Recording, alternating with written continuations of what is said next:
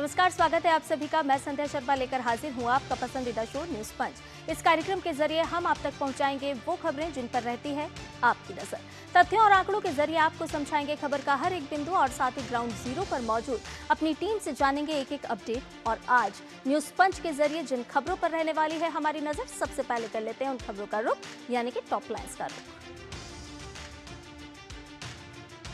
तो न्यूज पंच के जरिए सबसे पहले आपको लिए चलेंगे पश्चिम बंगाल, क्योंकि टीएमसी की टीना और 3 किलो सोना। जी हां, क्या है टीना और सोना का कनेक्शन, विस्तार के साथ आपको बताएंगे इस खबर के माध्यम से। इसके अलावा न्यूज पंच में जो हमारी अगली खबर होगी वो होगी चढ़ावे से जुड़ी हुई। जी हां, चढ़ावे की चोरी और अब खुलेंगे राज, क्योंकि एसआईटी ने अपनी रिपोर्ट सौंप दी है। तो विस्तार से करेंगे इस खबर पर भी चर्चा और अपने संवाददाता से लेंगे एक एक अपडेट भी। तो आइए न्यूज पंच की करते हैं शुरुआत और सबसे पहले बात एसआईटी रिपोर्ट की। दरअसल उत्तर प्रदेश के अयोध्या धाम में श्री राम मंदिर दान विवाद की प्रारंभिक जांच रिपोर्ट सरकार को सौंप दी गई है। एसआईटी ने अपनी प्रारंभिक रिपोर्ट अपर मुख्य सचिव गृह संजय प्रसाद को सौंपी है। बताया जा रहा है कि रिपोर्ट में अब तक जुटाए गए तथ्यों, दस्तावेजों और शुरुआती निष्कर्षों का उल्लेख किया गया है। इस खबर पर लेंगे ताजा अपडेट अपने संवाददाता से, लेकिन इससे पहले कुछ जानकारी आपके साथ साझा कर लेते हैं। आपको बता दें कि एसआईटी रिपोर्ट में बड़े राज खुलने की उम्मीद है। एसआईटी ने अपनी प्रारंभिक रिपोर्ट सौंप दी है। एसीएस गृह संजय प्रसाद को ये रिपोर्ट सौंपी गई है। 6 दिनों की शुरुआती जांच पड़ताल की गई थी और उसके आधार पर ये पूरी रिपोर्ट सौंपी गई है। और इसके साथ साथ अब ये उम्मीद जागी है कि कई बड़े खुलासे भी इस रिपोर्ट के माध्यम से हो सकते हैं। लेकिन ऐसे में अब एसआईटी रिपोर्ट जो है उसके माध्यम से सवाल ये भी है कि अब कई सारे ऐसे लोग नहीं बच पाएंगे जिन्होंने चढ़ावे की चोरी की थी। जी हां, आप ग्राफिक के जरिए भी बताते कि एसआईटी रिपोर्ट में कई सारे राज खुलने की संभावना यहां पर नजर आ रही है। 6 दिनों की बात करें तो 6 दिनों की ये पूरी पड़ताल की गई थी, यानी कि एसआईटी ने एक एक तथ्य, एक एक बिंदु की जांच की, एक एक परत खोली और उसके साथ अपनी एक पूरी समग्र रिपोर्ट तैयार की है और इस रिपोर्ट को अब सरकार को सौंप दिया गया है। तो एसआईटी ने ये प्रारंभिक रिपोर्ट सौंप दी है। तो आपको बता दें कि रामलला यानी कि अयोध्या से जुड़ा हुआ ये पूरा मामला, चढ़ावे की चोरी से जुड़ा हुआ ये पूरा मामला, जिसके बाद उत्तर प्रदेश सरकार ने एसआईटी का गठन किया था और एसआईटी ने 1 सप्ताह के भीतर अपनी जो पूरी रिपोर्ट है वो आज सरकार को सौंप दी है। अब ये कहा जा रहा है कि एसआईटी ने जो अपनी रिपोर्ट सौंपी है, इस रिपोर्ट के माध्यम से कई सारे बड़े खुलासे होने की उम्मीद हो रही है। दृश्य भी आपको दिखा रहे हैं, क्योंकि सरकार को आज एसआईटी रिपोर्ट सौंपी गई है। तो ये दृश्य है। आपको बता दें कि 3 सदस्यीय एसआईटी का गठन किया गया था। उत्तर प्रदेश सरकार ने एसआईटी का गठन किया था। इस एसआईटी टीम ने हर एक तथ्यों की, हर एक बिंदु की बारीकी से जांच की और उसके बाद एक रिपोर्ट तैयार की और उस रिपोर्ट को आज सरकार को सौंप दिया गया है। बंद लिफाफे में ये रिपोर्ट सौंपी गई है और अब उम्मीद की जा रही है कि ये जो रिपोर्ट सौंपी गई है, इसके बाद हो सकता है कि कई बड़े खुलासे एसआईटी की इस रिपोर्ट में हों। तो दृश्य भी आपके साथ साझा कर रहे हैं। अब एक सवाल यहाँ पर है कि आखिर अब तक जांच में क्या कुछ हुआ है। तो लेकिन आपको बता दें कि चढ़ावा चोर जो हैं वो अब किसी भी सूरत में नहीं बच पाएंगे। एसआईटी रिपोर्ट पर सूत्रों से भी जानकारी मिल रही है। तो एसआईटी रिपोर्ट पर सूत्रों ने जो जानकारी साझा की है उसके माध्यम से अगर आपके साथ साझा करें तो सवालों के घेरे में ट्रस्ट के पदाधिकारी भी आते हुए नजर आ रहे हैं। कुछ कर्मचारी ऐसे हैं जिन पर केस करने की सिफारिश भी है। ये सब कुछ सूत्र बता रहे हैं और मामले में अब तक किसी को क्लीन चिट मिलती हुई नजर नहीं आ रही है, यानी कि हर कुछ जांच के पहरे में है, हर कोई जांच के दायरे में आता हुआ नजर आ रहा है। दान और निगरानी व्यवस्था पर यहाँ गंभीर सवाल भी उठते हुए नजर आए हैं और विस्तृत जांच के लिए समय की और भी मांग यहाँ पर हुई है। तो नहीं बचेंगे चढ़ावा चोर, यानी कि जांच के वो शिकंजे में है, जांच के पहरे में है। हर एक बिंदु, हर एक तथ्य के साथ उनकी जांच की जा रही है और हर कीमत पर उनको खंगाला जा रहा है। रिकॉर्ड्स खंगाले जा रहे हैं, दस्तावेजों को खंगाला जा रहा है, यानी कि किसी भी कीमत पर अब चढ़ावा चोर नहीं बच पाएंगे। मामले में अब तक किसी को भी क्लीन चिट यहाँ पर नहीं दी गई है। सभी जो भी इससे जुड़े हुए लोग हैं वो सब जांच के दायरे में यहाँ पर नजर आ रहे हैं। अब आपको ये भी बताते हैं कि आखिर ये जो पूरी जांच है इसमें अब तक क्या कुछ हुआ है। तो डिजिटल सबूतों की जांच की गई है, दस्तावेज और रिकॉर्ड जुटाए गए हैं, एक एक दस्तावेज, एक एक रिकॉर्ड को खंगाला गया है, बारीकी से परखा गया है और जांच के दायरे में ट्रस्ट के पदाधिकारी भी हैं। यानी कि ट्रस्ट के जो पदाधिकारी हैं वो भी इस जांच के दायरे में है, वो भी इससे दूर नहीं है, बचे नहीं हैं। अयोध्या ना छोड़ने की चेतावनी भी साफ तौर पर उन्हें दी गई है, यानी कि इस समय उन्हें अयोध्या में ही रहना होगा, आप स्टेशन नहीं छोड़ेंगे। 2021 तक के रिकॉर्ड खंगाले गए हैं। मामला 2026 में भले ही सामने आया हो, लेकिन 2021 तक के रिकॉर्ड खंगाले गए हैं। सीसीटीवी फुटेज भी खंगाले जा रहे हैं, यानी कि हर वो माध्यम जिससे बारीकी से जांच की जा सके, दूध का दूध, पानी का पानी हो सके, वो सारे माध्यम अपनाए गए हैं। डिजिटल सबूतों की जांच की गई है, सीसीटीवी की जांच की गई है। तो आपको बता दें कि जांच के दायरे में ट्रस्ट के पदाधिकारी भी हैं, यानी कि ये जो घेरा है ये छोटा नहीं बल्कि ये घेरा बहुत बड़ा है, सभी जांच के दायरे में है। और चंपत राय समेत 150 को वार्निंग भी दी गई है। और आपको बता दें कि इस पूरे मामले से ही जुड़ी हुई एक और ताज़ा अपडेट भी इस वक्त सामने आ रही है। वो ताज़ा खबर भी आपके साथ हम साझा कर लेते हैं। जी हाँ, अयोध्या से ही जुड़ी हुई ये बड़ी खबर, राम मंदिर चढ़ावा मामले से जुड़ी हुई इस वक्त की ये बड़ी खबर आ रही है, जहां पर एसआईटी ने सरकार को प्रारंभिक जांच रिपोर्ट सौंप दी है। राम मंदिर चढ़ावा मामला जो कि तेजी से प्रकाश में आया, लेकिन उत्तर प्रदेश सरकार ने इस पूरे मामले को लेकर के एसआईटी का गठन किया। 3 सदस्यीय एसआईटी का गठन हुआ था और इसी को लेकर के मुख्यमंत्री योगी आदित्यनाथ का बड़ा बयान भी है। उन्होंने कहा है कि एसआईटी जांच से पूरी सच्चाई सामने आएगी, क्योंकि यह आस्था से जुड़ा हुआ मामला है, तो इसीलिए एक एक सबूत जुटाए गए हैं, जांच जारी है और सबूत जुटाए जा रहे हैं। मामले से जुड़े हुए और भी कई ऐसे पहलू हैं जिनकी जांच अभी भी जारी है, ये कहना है एसआईटी का। तो राम मंदिर चढ़ावा मामले को लेकर के आपको बता दें कि एसआईटी ने अपनी प्रारंभिक जांच रिपोर्ट सौंप दी है और उसके बाद मुख्यमंत्री योगी आदित्यनाथ का बयान भी सामने आया है। उन्होंने भी कहा है कि ये जांच हर एक पहलू के साथ आगे बढ़ाई जा रही है। और इस पूरी खबर पर ताजा अपडेट ले लेते हैं। हमारे साथ हमारे सहयोगी संवाददाता विकास सिंह जुड़ गए हैं। विकास, एसआईटी ने अपनी प्रारंभिक जांच रिपोर्ट सौंप दी है, लेकिन अब अगर हम आगे की कार्रवाई को समझना चाहें तो किस तरह से अभी आगे की कार्रवाई बढ़ेगी, क्योंकि ये अभी शुरुआती रिपोर्ट है, प्रारंभिक रिपोर्ट है। देखिए, ये प्रारंभिक रिपोर्ट है और ये अत्यंत महत्वपूर्ण है। यही दिशा तय कर रही है आगे की जांच रिपोर्ट का। इसमें वो सारे बिंदु आ गए हैं, चाहे वो दान की गणना हो, दान का रखरखावा हो, दान को बैंक तक ले जाना हो, या जो ऐसा चंदा दिया जाता है जो बॉक्स के जरिए नहीं सीधे ऑनलाइन रहता है अथवा चेक के द्वारा रहता है, उन सारी चीजों की गणना किस प्रकार से होती है, गणना करने वाले कौन है, उस गणना के बीच में कितनी औसत गणना हुई, ये सारी चीजें हैं। और इस पूरे मामले से तमाम जुड़े सारे तथ्यों को एसआईटी ने अयोध्या जाकर 6 दिन वहां पर गहनता से जांच की और एक लंबी पूछताछ की। इसमें तमाम सारे ऐसे नाम थे जो संदिग्ध लग रहे थे, जो परिस्थितिवश जिनको माना जा रहा था कि इनकी इनकम इतनी ज्यादा कैसे बढ़ गई है। खास तौर से इस पूरी प्रक्रिया में राम मंदिर में जो दान की प्रक्रिया से जुड़े, नोट गिनने की प्रक्रिया से जुड़े हुए लोग हैं, उनसे बातचीत की। वहां पर जो मौजूद बैंक कर्मी थे उनसे बातचीत की गई है, ट्रस्ट से जुड़े पदाधिकारियों से बातचीत की गई है और एक लंबी गहन पूछताछ के बाद अब एसआईटी ने प्रारंभिक रिपोर्ट दी है। अब इसमें शासन इसको अध्ययन करेगा और अध्ययन करने के बाद सामान्यतया 24 घंटे से 48 घंटे में आपको एक्शन देखना शुरू हो जाएगा, क्योंकि माना यह जा रहा है कि कुछ लोगों पर कुछ एफआईआर की सिफारिश कर सकती है। मंदिर प्रबंधन में भी बदलाव के संकेत इसमें आ सकते हैं। किस तरीके से प्रबंध कमेटी में क्या कुछ बदलाव किए जा सकते हैं और सिक्योरिटी को लेकर भी कुछ बातें कही जा सकती हैं। इसमें अभी इसकी फाइनल रिपोर्ट आना बाकी है। एसआईटी इस मामले में कुछ और लोगों को अपने साथ लेना चाहेगी, हो सकता है कर्मियों को उसको और जरूरत पड़े। अपनी संख्या में 3 सदस्यीय एसआईटी थी, तो उसको और जो चीजें जरूरत होगी फाइनल रिपोर्ट बनाने तैयार करने के लिए, तो एसआईटी में कुछ सदस्यों की संख्या बढ़ाने की भी डिमांड कर सकती है, कुछ समय की भी मांग कर सकती है।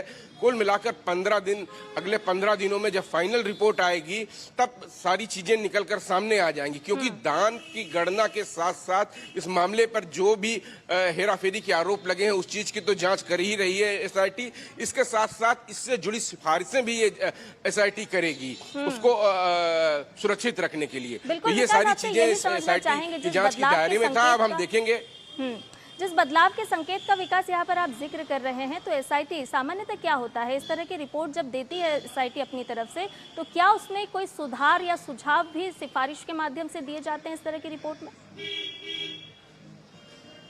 जी बिल्कुल, दोनों चीजें होती हैं। इस मामले में जो लोग संदिग्ध हैं, जिन जिन लोगों पर कार्रवाई करने की जरूरत है, उसकी सिफारिश करती है एसआईटी कि इनके खिलाफ मामला दर्ज कराया जाए, इनके खिलाफ ऐसे एविडेंस मिल रहे हैं, इनकी भूमिका संदिग्ध है, ये सारी चीजों पर कानूनी प्रक्रिया चालू होती है। दूसरी तरफ सुझाव देती है एसआईटी, निष्कर्ष निकालती है कि ये चीजें आगे से की जाएंगी तो ऐसा कभी हो नहीं सकता है। वह सारी चीजें, सिफारिशें भी एसआईटी करती है। इस मामले में तो प्रारंभिक रिपोर्ट उसने अभी दे दी है। 48 घंटे के अंदर हम देखेंगे कि एक्शन जमीन पर नजर आने लगेगा। इसके बाद एसआईटी अपनी आगे की प्रक्रिया चालू करेगी कि उसने जो डिमांड की होगी उस अनुसार वो फाइनल रिपोर्ट तैयार कर सके, जिससे दूध का दूध पानी का पानी, मुख्यमंत्री ने जो बात कही थी वह हो सके। वह प्रक्रिया अब चालू हो गई है। निश्चित तौर पर विकास करोड़ों करोड़ लोगों की आस्था का ये बड़ा एक मुद्दा है, एक विषय है, और इसीलिए उत्तर प्रदेश सरकार ने तुरंत संज्ञान लिया, एसआईटी का गठन किया और साफ तौर पर यह भी कहा कि दूध का दूध और पानी का पानी होगा।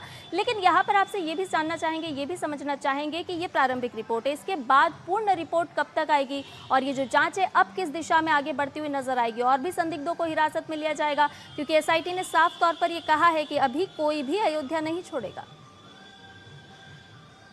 जी बिल्कुल, एसआईटी ने ये कहा है। अपनी जांच के बाद वहां पर जब 6 दिन की जांच पूरी करने के बाद लखनऊ लौटी थी, तो इस संबंध में जितने व्यक्ति इससे जुड़े हुए थे उनको ये निर्देश दिए गए थे कि आप अयोध्या नहीं छोड़ सकते हैं बिना किसी अनुमति के, आपको अयोध्या में ही रहना होगा। अब चूंकि आज प्रारंभिक रिपोर्ट सौंप दी है, इसके बाद अब ये जो प्राथमिक चीजें होती हैं, तय हो गया है कि अब जांच को किस दिशा में आगे ले जाना है। उस संदर्भ में अब एसआईटी जाएगी और अपनी आगे की प्रक्रिया पूरी करेगी। साथ साथ अगर जिन जिन लोगों के खिलाफ कानूनी पहलू से कार्रवाई करवाने की बात कहेगी, कुछ एफआईआर दर्ज करवाने की बात कहेगी, कुछ लोगों को वहां से हटाने की बात कहेगी, जिन लोगों को वहां नियुक्त किया गया है कुछ नए लोगों की नियुक्ति करने की बात कह सकती है। साथ साथ प्रबंध कमेटी में किस तरीके के बदलाव किए जा सकते हैं, इस चीज की सिफारिश कर सकती है। ये तमाम सारी चीजें एसआईटी की प्रारंभिक जांच में आ जाएंगी और इसके बाद एसआईटी आगे की अपनी फाइनल रिपोर्ट में सारी चीजें तैयार करके देगी। जिसने अभी 6 दिनों में जिसे उसने तैयार किया है उसे उसके निष्कर्ष रूप में फाइनल अपनी रिपोर्ट सबमिट करेगी। विकास, अब इस पूरे मामले को लेकर के थोड़ा सा पीछे चलते हैं। जब ये मामला प्रकाश में आया था, उस समय जिस समय में एसआईटी का गठन हुआ, और एसआईटी ने कौन कौन से ऐसे बिंदु या कौन कौन से ऐसे साक्ष्य जुटाए जिसके आधार पर आज ये पूरी रिपोर्ट तैयार करके पेश की गई है सरकार के सामने?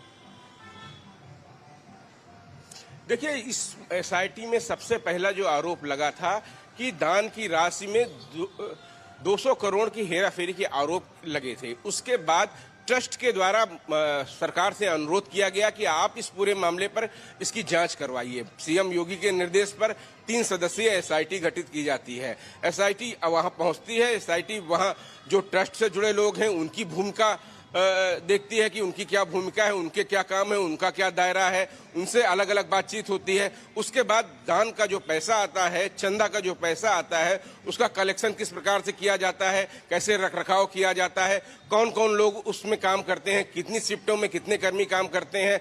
इसके साथ में जो मंदिर प्रबंधन से जुड़े हुए लोग हैं और इसके साथ साथ जो वहाँ बैंक कर्मी लगाए गए हुए हैं, वो किस तरीके से उसकी निगरानी में क्या उनकी प्रक्रिया है, इस प्रक्रिया में कोई कमी रहती है, इसको देखरेख कैसे की जाती है, क्या ये पूरी प्रक्रिया सीसीटीवी कैमरे के सामने की जाती है या नहीं की जाती है, उस समय के सारे सीसीटीवी कैमरे की फुटेज उपलब्ध है या नहीं उपलब्ध है, ये सारे एविडेंस इकट्ठा किए हैं एसआईटी ने और इसी के आधार पर उसने अपनी रिपोर्ट तैयार की है। इसके बाद प्रारंभिक रिपोर्ट देने के बाद वो अपनी फाइनल रिपोर्ट देगी, क्योंकि इस मामले में लोगों से तमाम सारे सवाल किए गए, उनसे उनके कार्यों से जुड़े हुए, उनके दान से जुड़े हुए, जो चंदे से जुड़े हुए जो सारे कार्य हैं, उन सभी कार्यों की बातचीत की गई।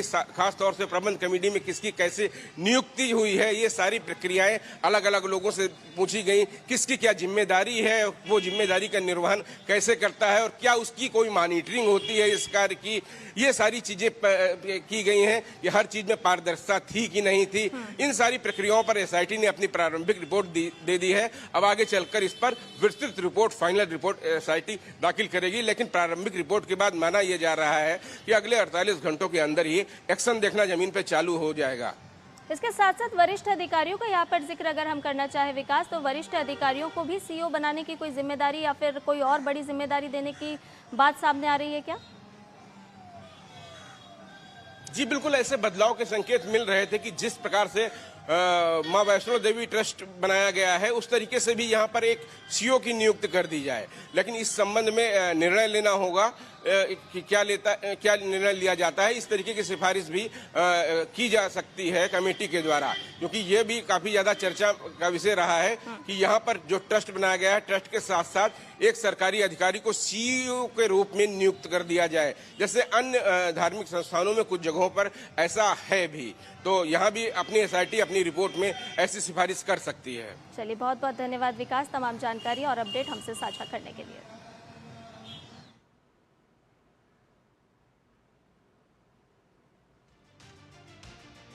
और इसके साथ ही न्यूज पंच में फिलहाल रुकने एक छोटे से ब्रेक के लिए जल्द हाजिर होंगे। हर सुबह भारत एक नए सपने के साथ जागता है और हर सपने को, हर प्रगति को एक शक्ति आगे बढ़ाती है। पिछले 12 वर्षों में बढ़ते कोयला उत्पादन और मजबूत सप्लाई के साथ देश की ऊर्जा सुरक्षा को नई मजबूती मिली। विकास को जिम्मेदारी और भविष्य से जोड़ते हुए पर्यावरण और विविधीकरण को भी नई दिशा मिली, क्योंकि प्रगति सिर्फ संरचनाओं में नहीं, लोगों के जीवन में भी नजर आनी चाहिए। और इसी सोच के साथ आत्मनिर्भर भारत के संकल्प को मिली नई ऊर्जा। यही है कोल इंडिया, 12 साल विश्वास के, विकास के, जन कल्याण के।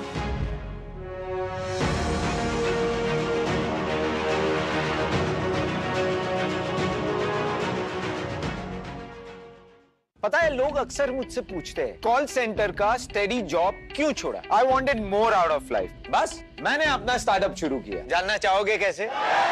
Then start up your own business as an LIC agent. यहाँ सब कुछ है, great products, zero investment, leading organisation and unlimited opportunities. तो क्या आप तैयार है LIC एजेंट बनो? अब बड़ा सोचो। हमारी वेबसाइट पर जाएं या अपनी नजदीकी LIC शाखा से संपर्क करें।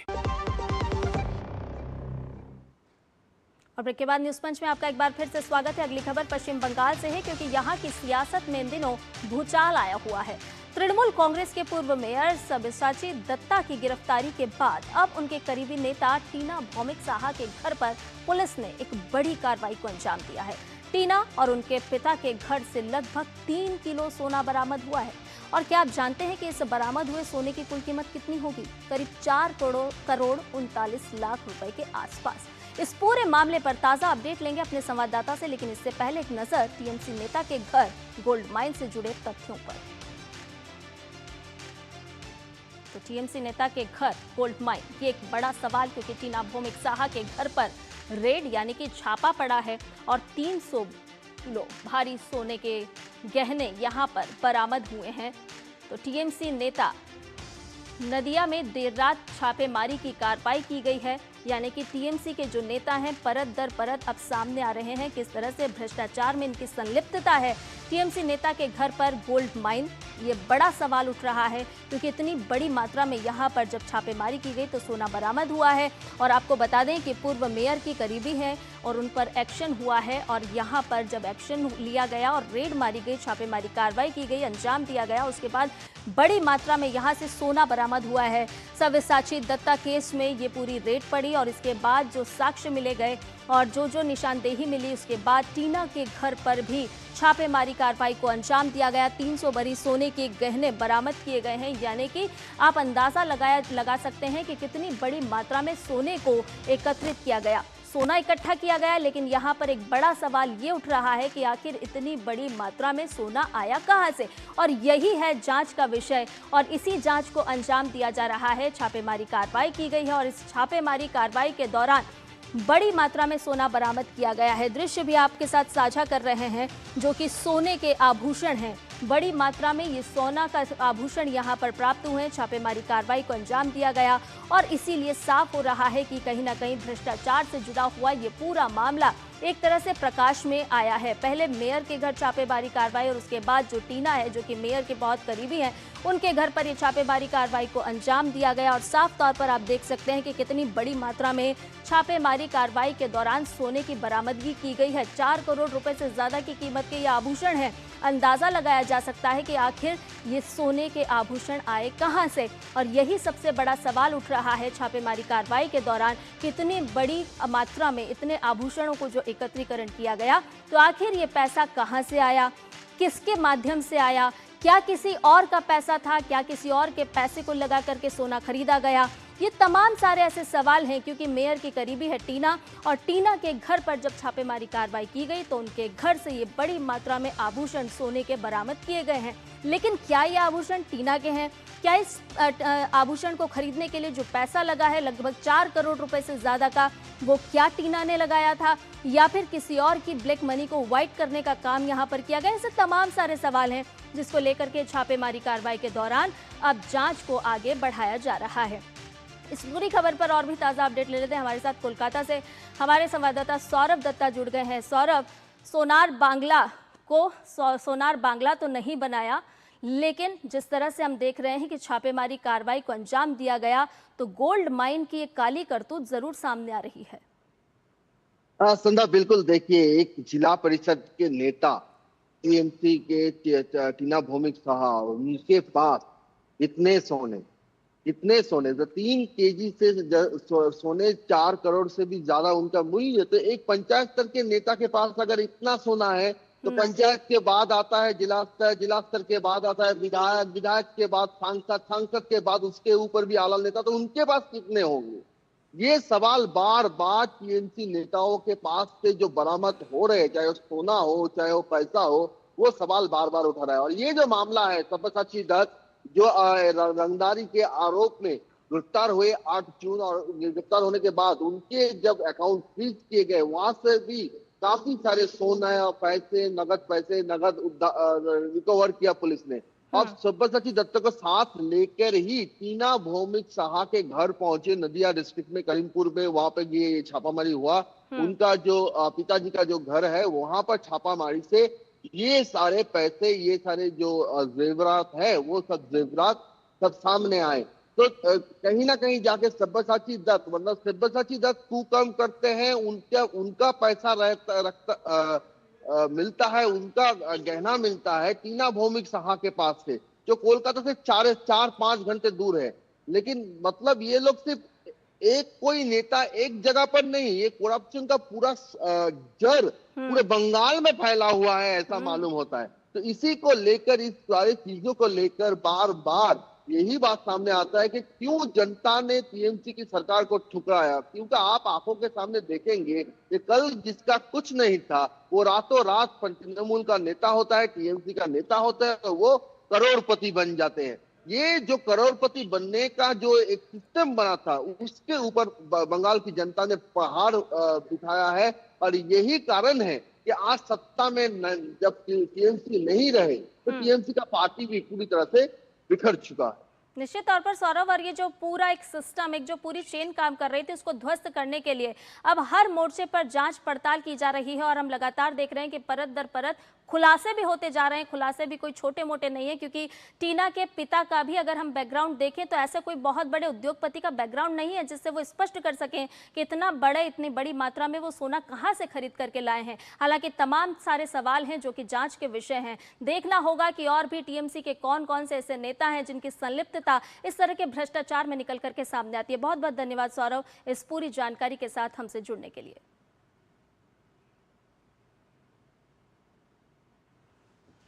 और इसके साथ ही न्यूज़ पंच में फिलहाल के लिए इतना ही। मुझे और मेरी पूरी टीम को दीजिए इजाजत। नमस्कार।